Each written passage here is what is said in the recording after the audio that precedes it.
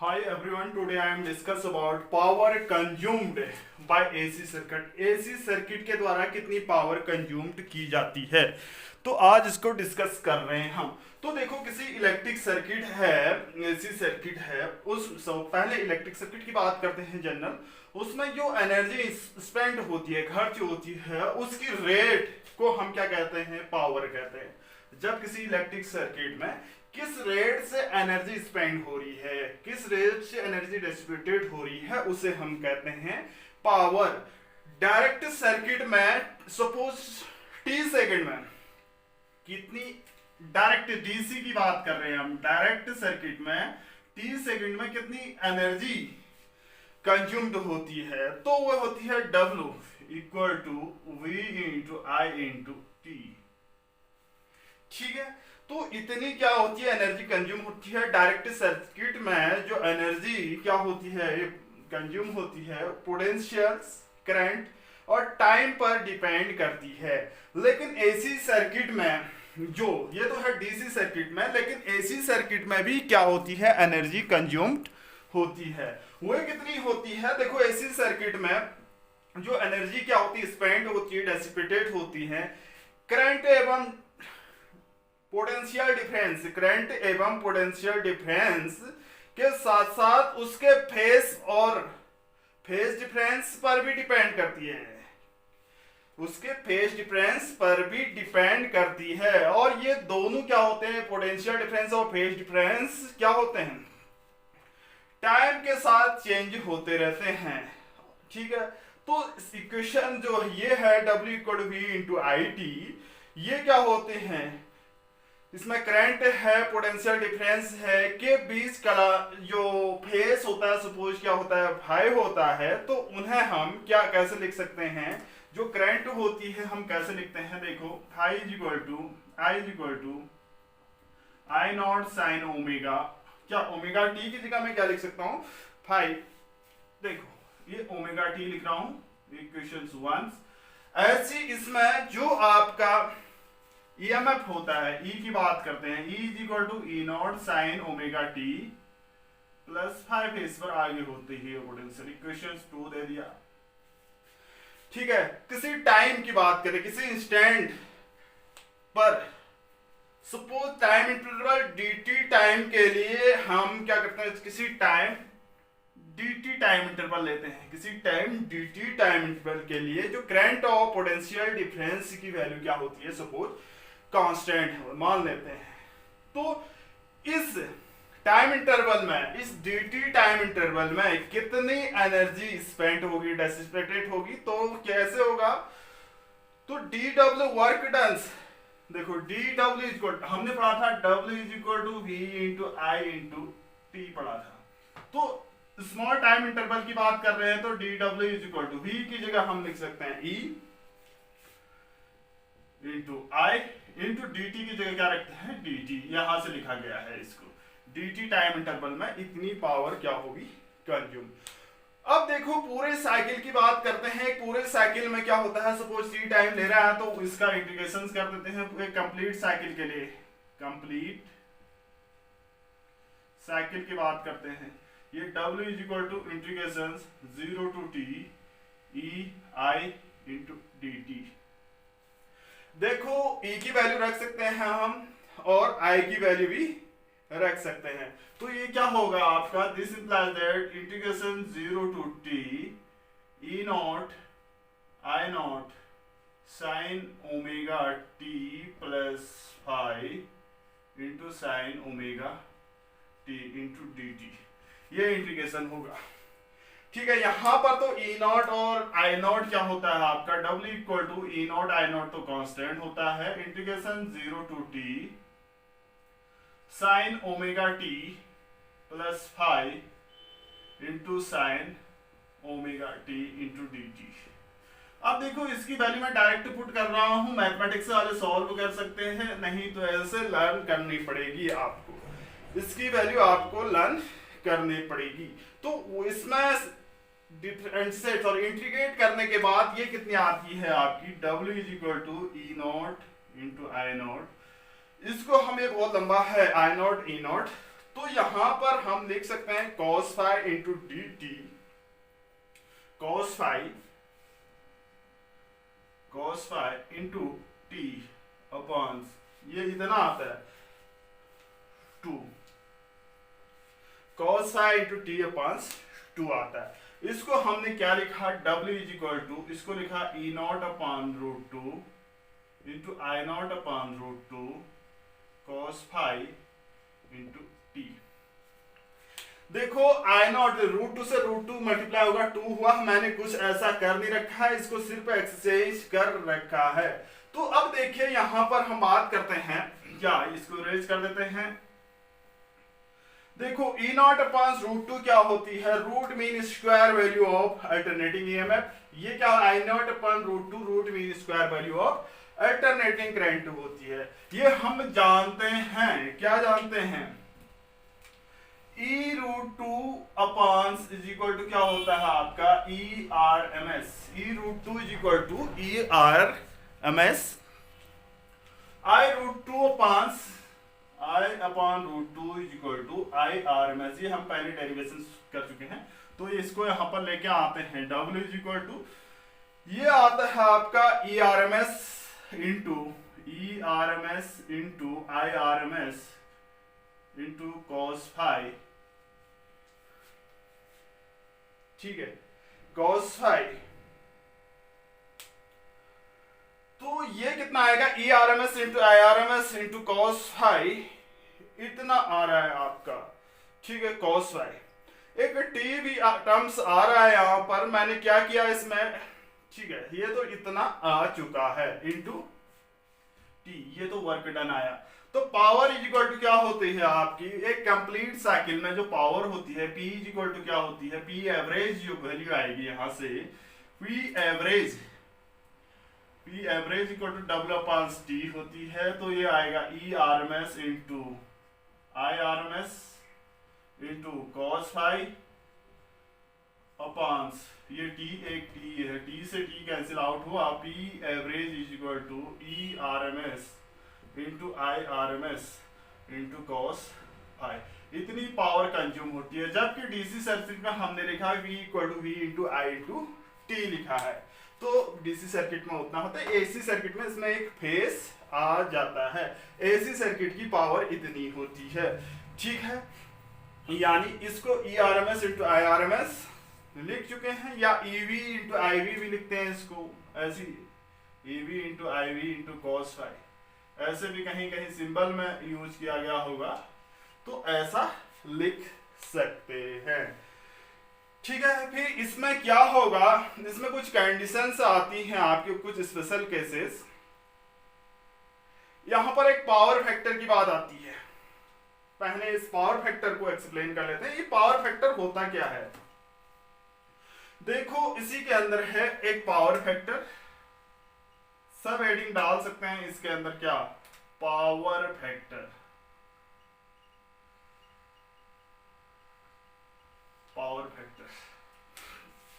देखो direct circuit में जो एनर्जी स्पेंड हो रही है वो किस पर डिपेंड कर रही है, सर्किट के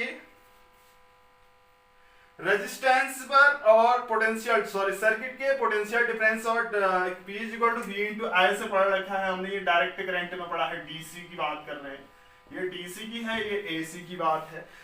तो ये प्राप्त होता है, परंतु अल्टरनेटिंग सर्किट में हमें जो आपका क्या होता है, एवरेज वैल्यू है पावर की, ये आती है, ये डीसी सोर्स में होता है, ये एसी सोर्स में होता है, ठीक है। तो यहां पर एक टर्म्स आ रहा है, यानी यहां पर पोटेंशियल डिफरेंस, ये है पोटेंशियल डिफरेंस, और करंट की रूट मीन स्क्वायर वैल्यू को हमने एक कोफिशिएंट से मल्टीप्लाई कर रखा है, वो कोफिशिएंट है आपका cos फाई। इस cos फाई को कोफिशिएंट, इस कोफिशिएंट को ही सर्किट का, इस कोफिशिएंट cos फाई को ही इस सर्किट का क्या कहते हैं, पावर फैक्टर कहते हैं। cos फाई को ही, cos फाई से हमने इसमें क्या किया, root mean square value of potential difference और root mean square value of alternating current का जो कोफिशिएंट है cos फाई, इस cos फाई को हमने कहा था पावर फैक्टर। इसी को हम कहते हैं पावर फैक्टर। ठीक है, तो पावर फैक्टर क्या होता है हमारा, cos फाई होता है। क्या होता है power factor, power factor is equal to क्या होता है, cos फाई। ठीक है, तो सपोज करो अल्टरनेटिंग सर्किट में रेजिस्टेंस एवं रिएक्टेंस हो। अल्टरनेटिंग सर्किट में कोई रिएक्टेंस x है, रेजिस्टेंस r है, तो उसमें हम कैसे लिखते हैं, tan phi is equal to क्या लिखते हैं, tan phi is equal to x upon r लिखते हैं tan phi is equal to x upon r। tan phi is equal to क्या लिखते हैं, x अपॉन r। देखो tan phi is equal to क्या लिखते हैं, x अपॉन r। ठीक है, अब हम एक फॉर्मूला जानते हैं, sec square phi is equal to क्या होता है, ट्रिग्नोमेट्रिक रेशियोज होता है, कुछ चीजें होती है आपकी। sec square phi is equal to 1 plus tan square phi होती है।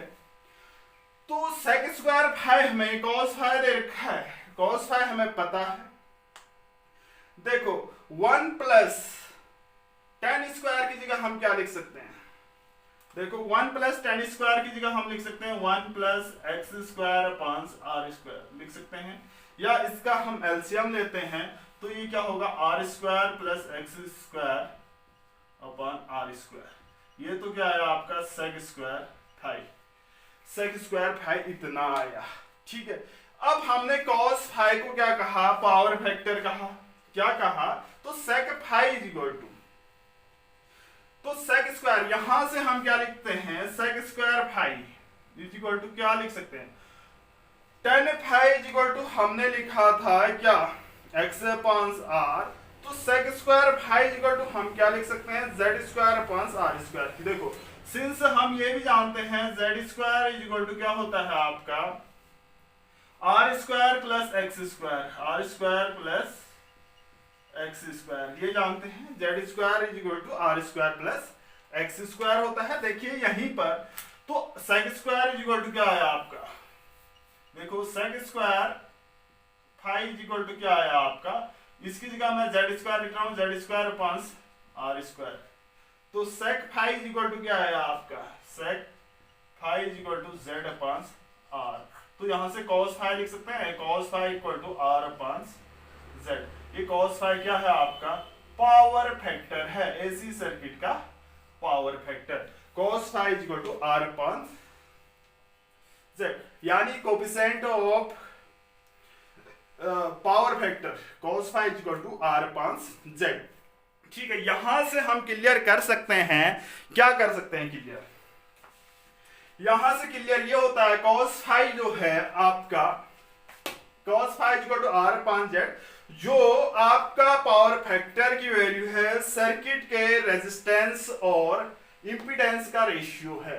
Ratio of the resistance to the impedance is called power factor. देखो ये r रेजिस्टेंस है, z इंपीडेंस है। किसी सर्किट में जो रेजिस्टेंस और उसका इंपीडेंस का जो रेशियो होता है उसे हम क्या कहते हैं, पावर फैक्टर कहते हैं। देखो पावर फैक्टर की बात और भी करते हैं हम, जो सर्किट में जो पावर फैक्टर है एक इंपोर्टेंट क्या है, फिजिकल क्वांटिटी है। ये कहां पर, अल्टरनेटिंग करंट एसी करंट या अल्टरनेटिंग करंट एसी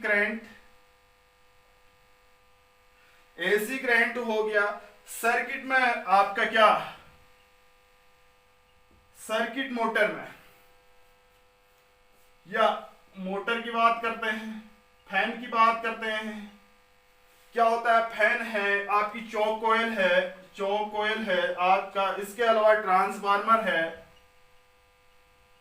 अभी पढ़ेंगे, ट्रांसफार्मर है। ऐसी क्या है, कॉइल कंटेनिंग क्या है आपके वायर है, कुछ कॉइल है, कॉइल कंटेनिंग वायर है, उसमें जो जो रिएक्टिव इंडक्टेंस होता है, यानी इंडक्टिव रिएक्टेंस होते हैं, बढ़ता है और x की वैल्यू बढ़ती है। इसमें x की वैल्यू बढ़ेगी तो क्या होगी आपकी, x इंक्रीज होगा तो क्या होगा,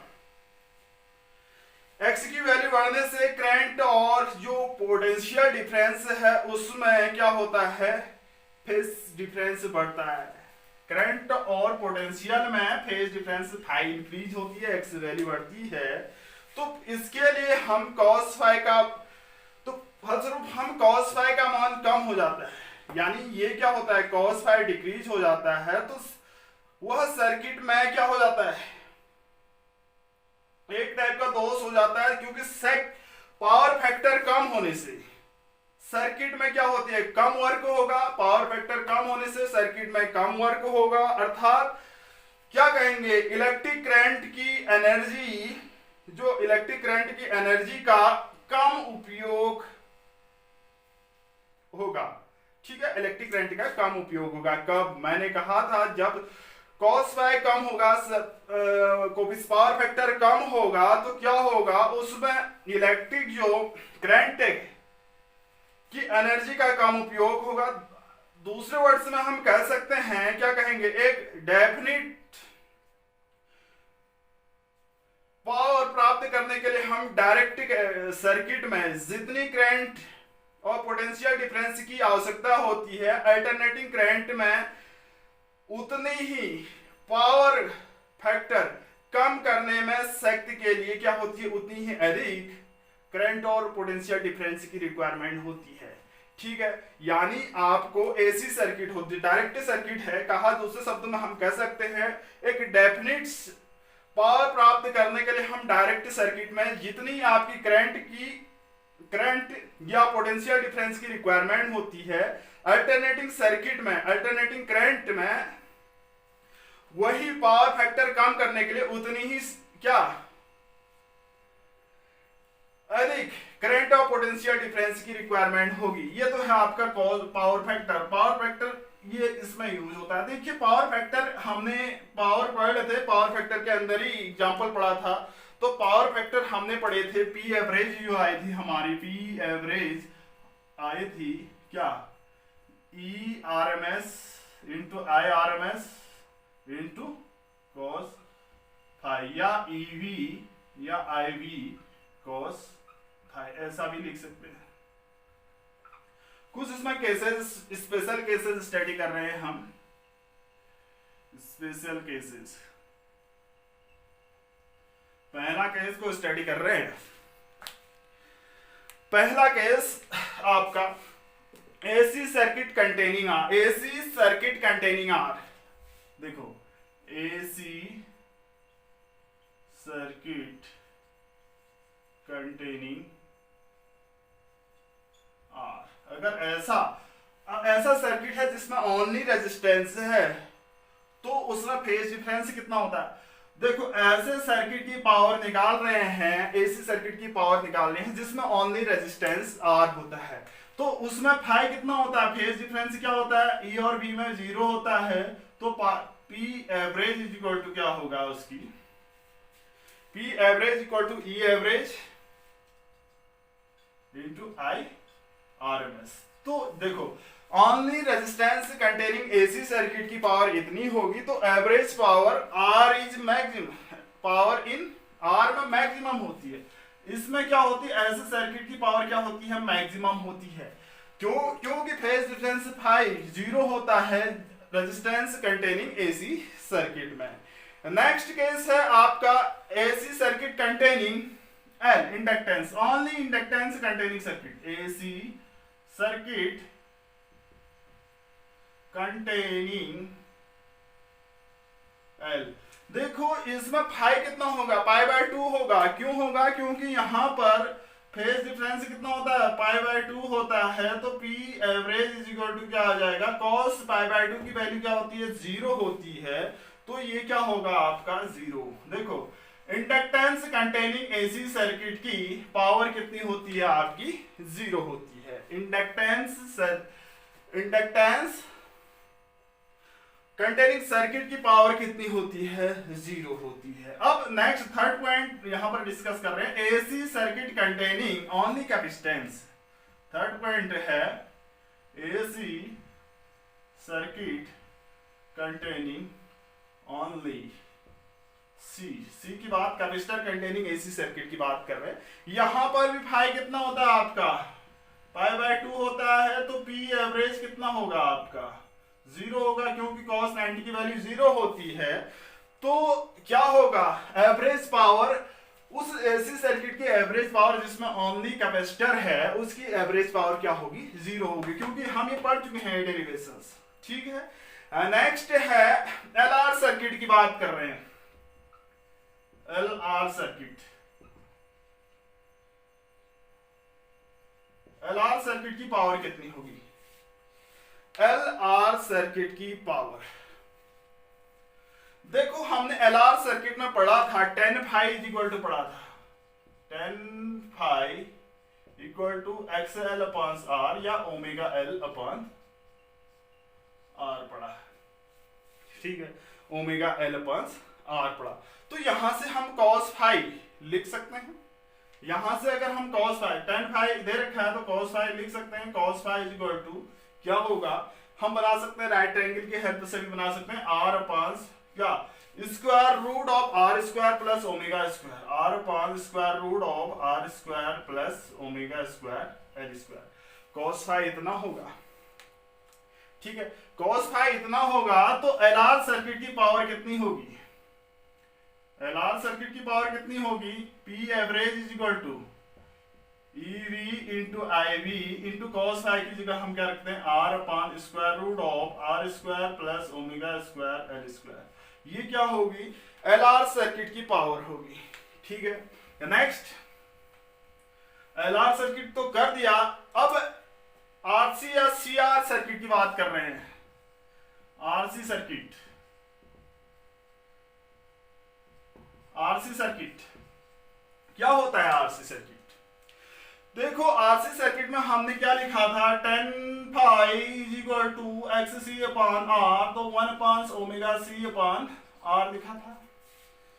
ठीक है, ओमेगा सी अपॉन आर, तो यहां से cos फाई लिख सकते हैं हम, cos phi is equal to R upon 1 plus क्या 1 upon omega square C square, यहां पर सॉरी आर स्क्वायर प्लस होगा R square plus 1 upon omega square C square.